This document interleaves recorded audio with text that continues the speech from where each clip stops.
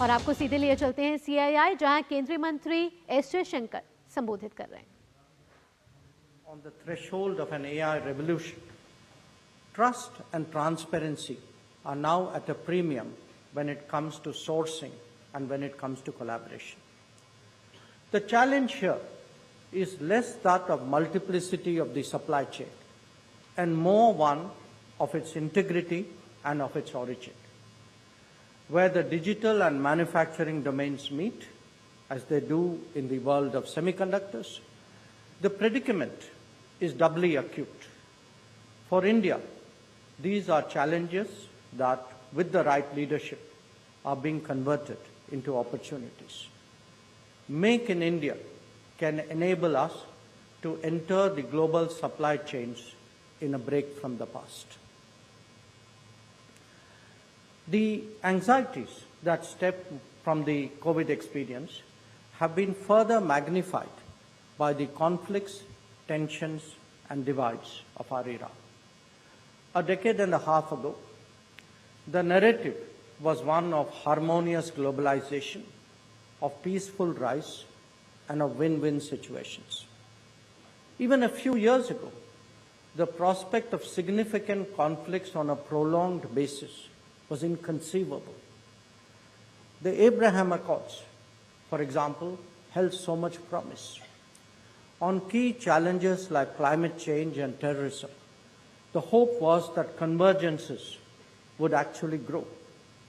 SDG targets for 2030 actually appeared within reach. Instead, today, what is the reality we are staring at? An Ukraine conflict, now in its third year, a huge escalation of violence in West Asia, Middle East, that could spread beyond, the disruption of logistics due to war, due to sanctions, drone attacks, and climate events. The world is experiencing a 3F crisis of fuel, food, and fertilizers. In Asia, new tensions have emerged in land and sea as agreements are dishonored and rule of law disregarded. Terrorism and extremism have started to consume those who have long practiced it. In many ways, we are actually going through the perfect storm. For India, the task is to mitigate its impact on itself and contribute to stabilizing the world to the extent possible. It is this judicious combination of Bharat First and Vasudhaiva Kutumbakam that defines our image as Vishwa Bandhu.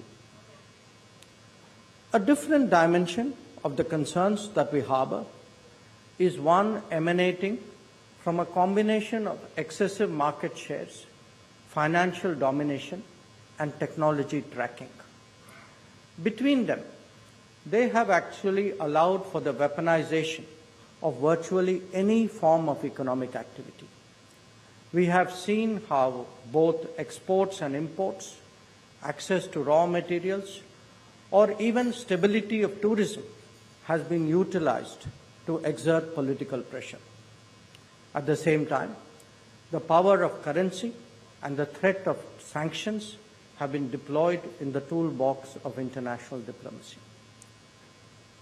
Quite apart from these conscious efforts, there have been collateral consequences of hard currency shortages and uncertain logistics.